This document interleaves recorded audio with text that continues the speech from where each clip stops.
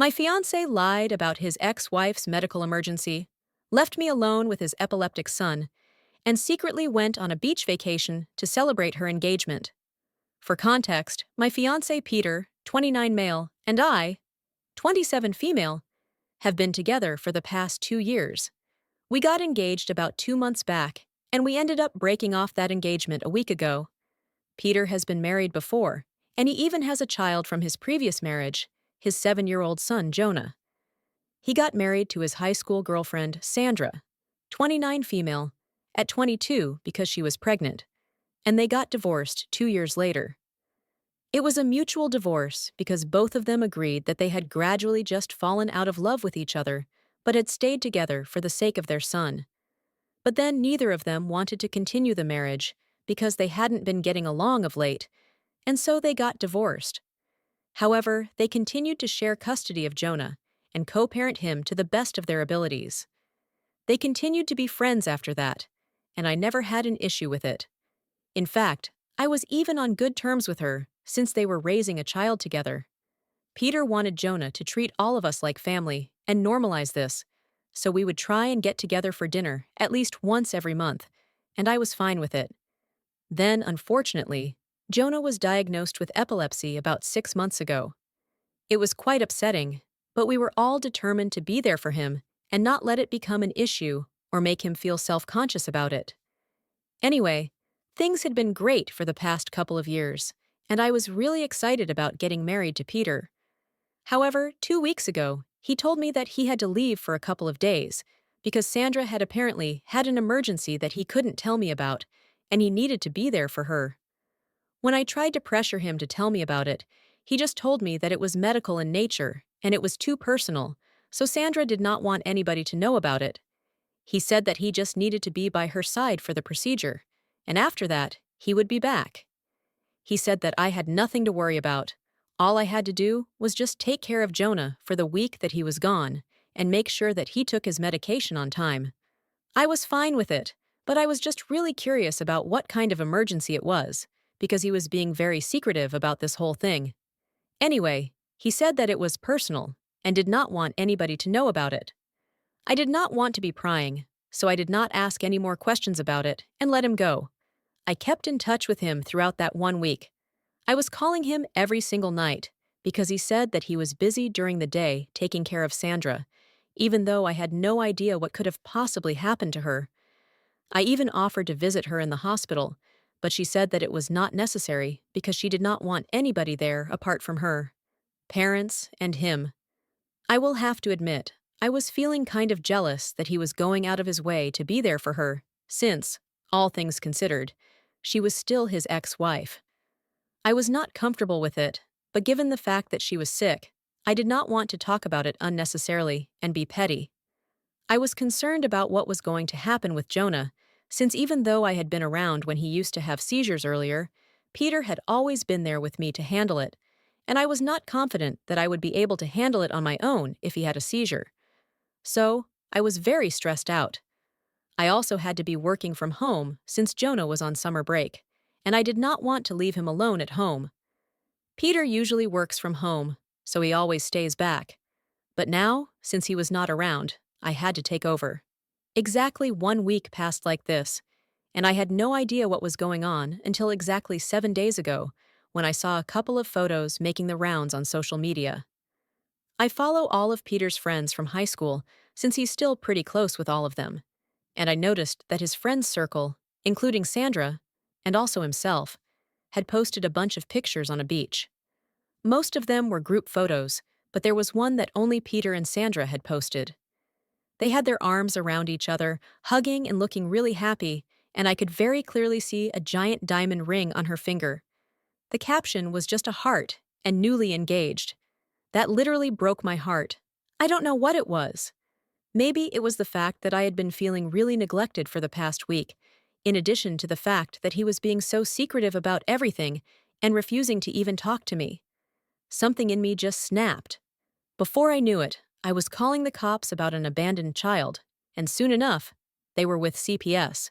I told the cops that my fiancé promised me that he would be back since he had to be at his ex-wife's side because she was getting some medical procedure done. But then I showed them the photos on social media and said that it seemed unlikely that he was going to come back anytime soon since he was frolicking on the beach with his ex-wife. In addition to that, I also mentioned that Jonah had epilepsy, so I couldn't take care of him any further.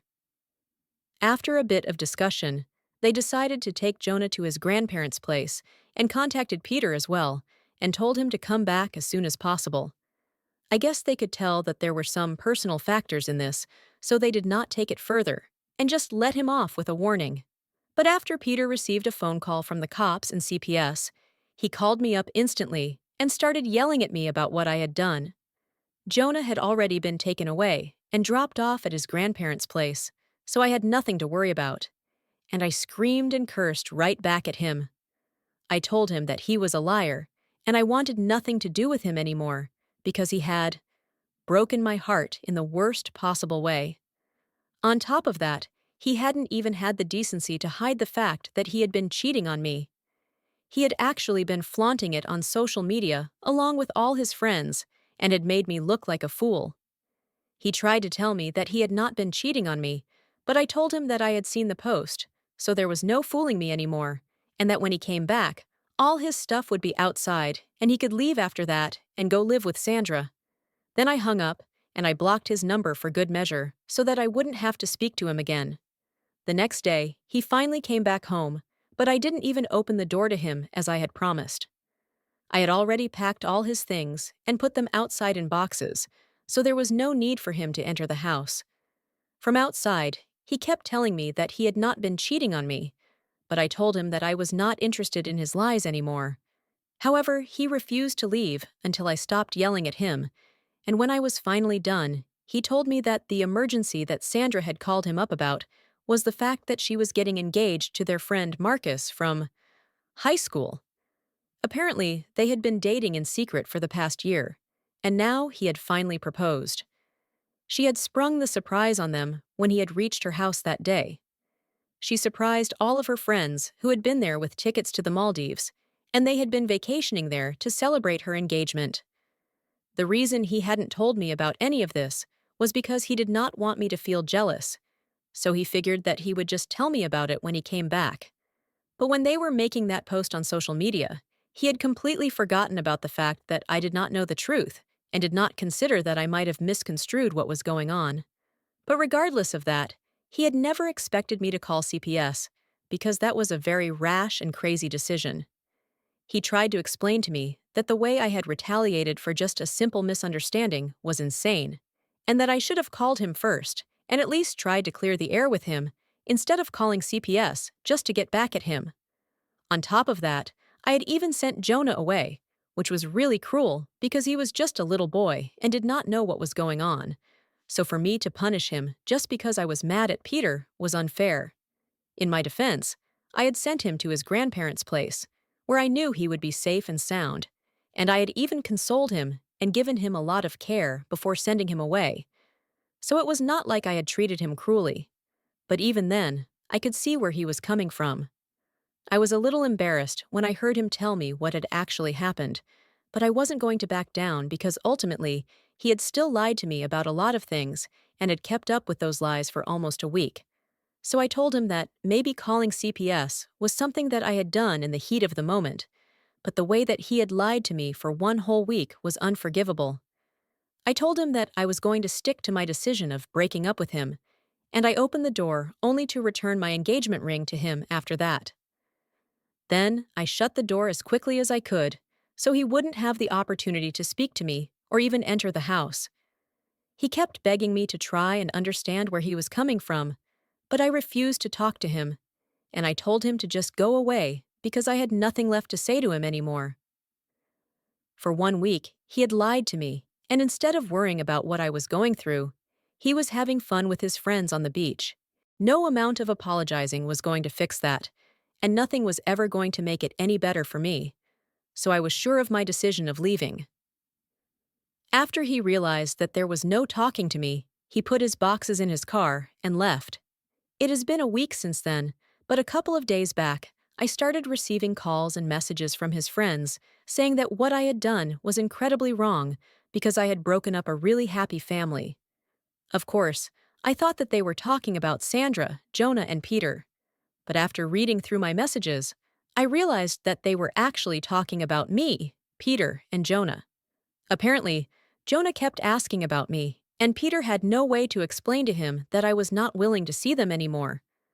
Most of his friends said that what I had done to Peter could still at least be justified, because they could understand that I was hurt that he had lied to me.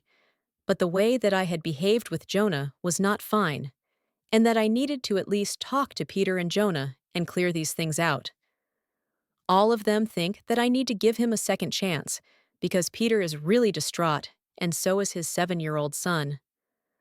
Over the past 2 years, they have noticed how happy both of them have been with me, and they think that I shouldn't let something this insignificant come in the way of our relationship. So now I'm confused, because I do feel kind of bad for Jonah. AATAA for calling CPS and sending my fiancé's son to his grandparents' place after I found out that he was lying to me about being away for his ex-wife's medical emergency? Update 1. Hi!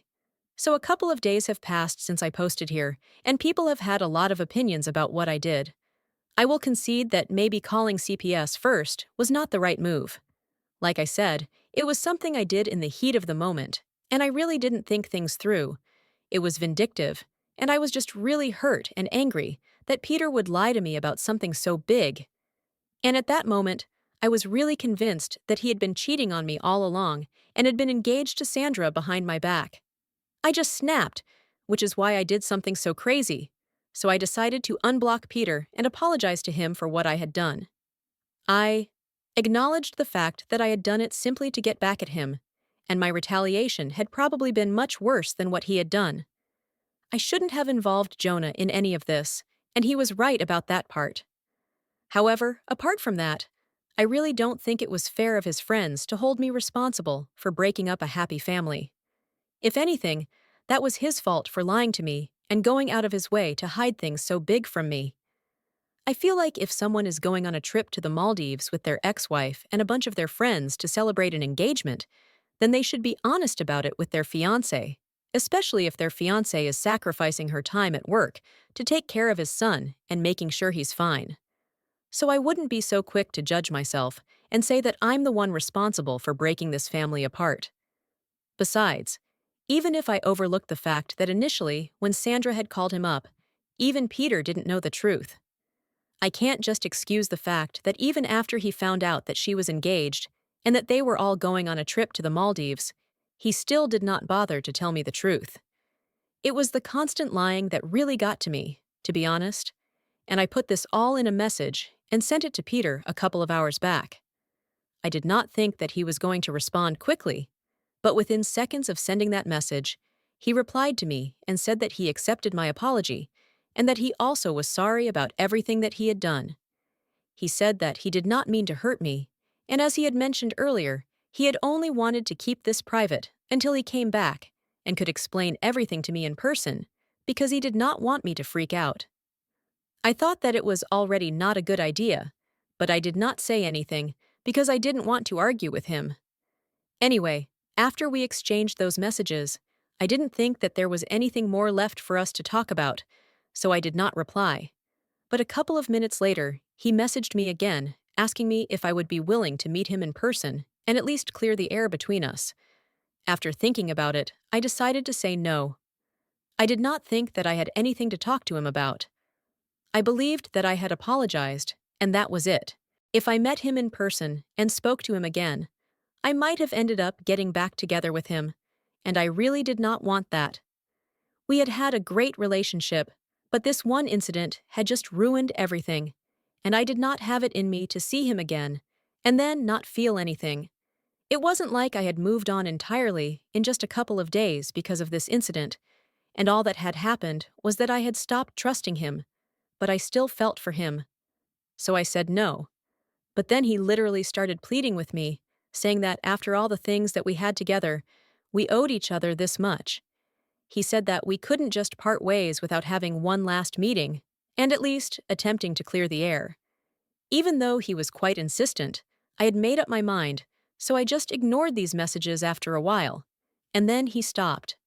I feel terrible about what's going on in my life, but it's not like I can help it, so I have just decided to come to terms with it. It's going to be really difficult for me because I do love him a lot, and I miss Jonah as well, but there's not much that I can do in this situation. Update 2. Hello! So it's been a week since my last update, and after I had ignored the last few messages that I had received from Peter, saying that he wanted to meet me, he stopped texting me. For the first couple of days, I was really relieved, because I thought that now, since everything was over, I could finally focus on trying to move on from this.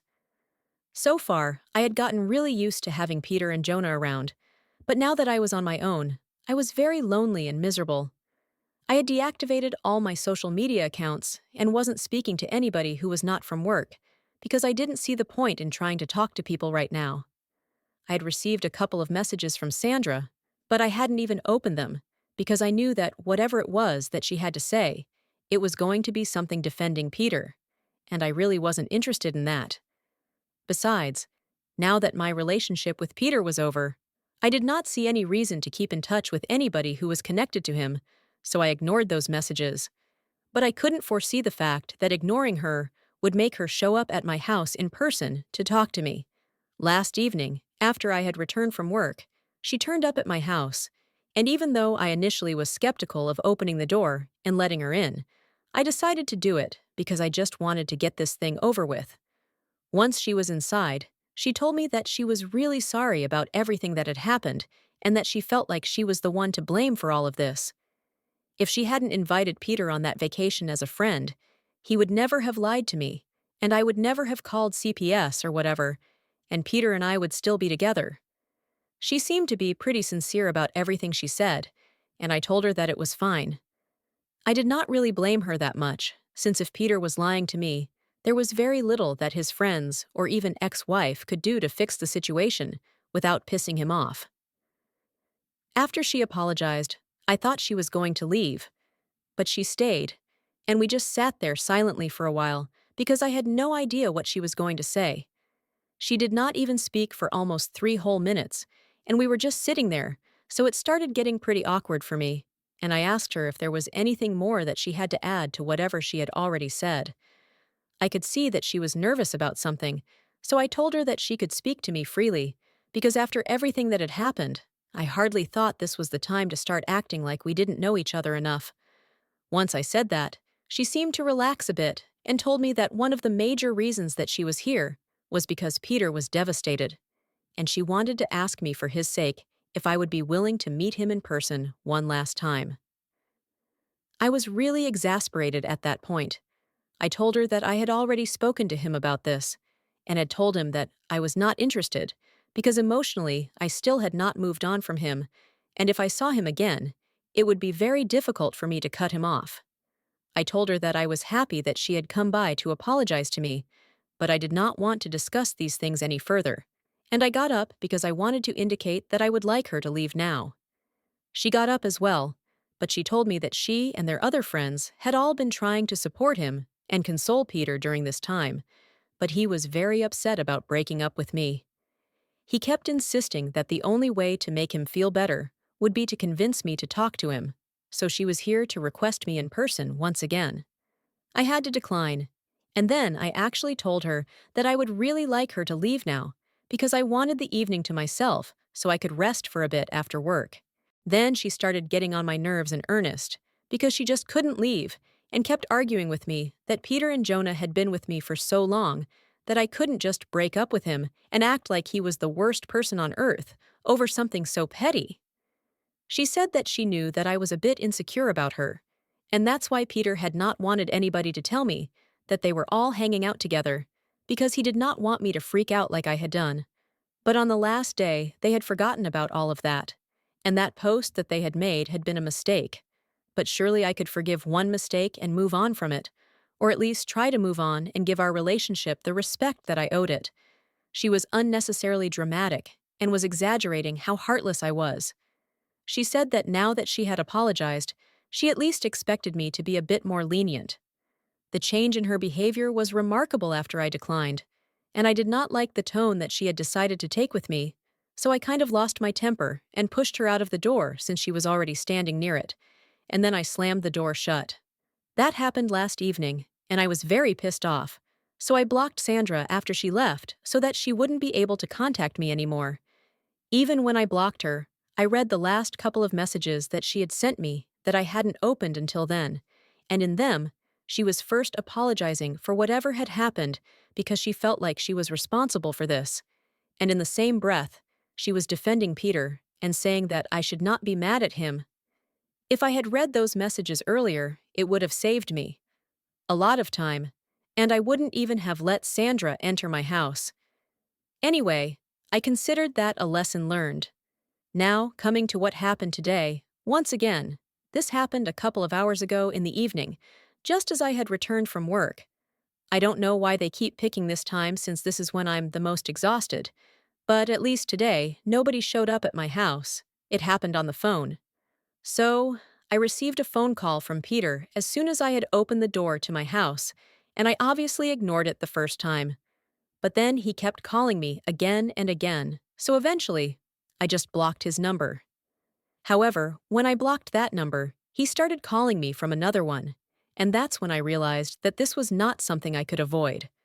I would have to talk to him, or he would just keep calling me until I did, and I didn't want him to show up like Sandra had. So, I answered that phone call, and right off the bat, I told him that I was not interested in speaking to him, and he needed to stop harassing me on the phone, or else I would report him to the cops. I thought that he was going to apologize once again, but instead, he started yelling at me and said that I had no right to threaten him with the cops when I was the one who had physically attacked Sandra. I was really confused about what he meant when I suddenly remembered that I had shoved her outside the door last evening when she was refusing to leave and kept arguing with me. Truth be told, I wouldn't even say that it was an attack since I had just pushed her out the door, and she was always standing pretty close to it. She might have lost her balance for a couple of seconds, but it wasn't like she had been seriously injured, so I don't know where that physical attack thing came from. But when Peter threatened to call the cops on me because of that, it really rubbed me the wrong way. I told him that she was the one who had come to my house and then had started arguing with me instead of leaving when I asked her to, so I had every right to push her out, and if he was so mad about it, he could take it up with the cops. He continued to try and argue with me, but I told him that while no cop would press charges against me for what I had done, I definitely had grounds to mess with him, so he would be better off not bothering me anymore. So far, I had tried to respect him and the relationship that we had had in the past, but as of now, he was getting on my very last nerve, and I was not going to allow this to happen.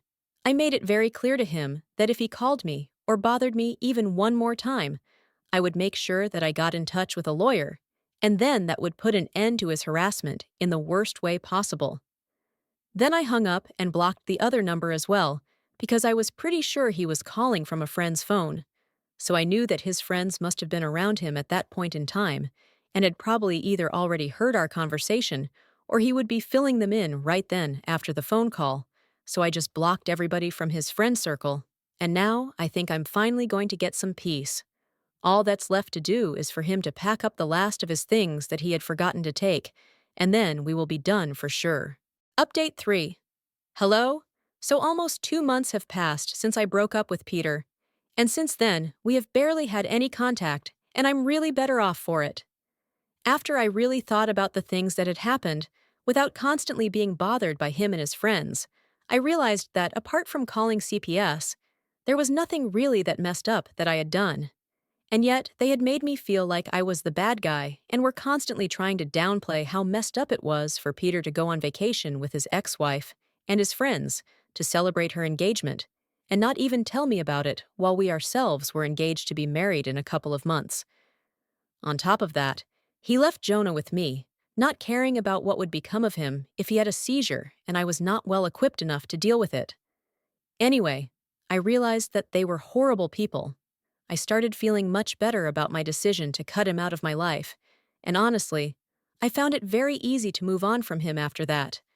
So last week, when he finally came by to pick up the last of his things, I barely even felt anything when I looked at him.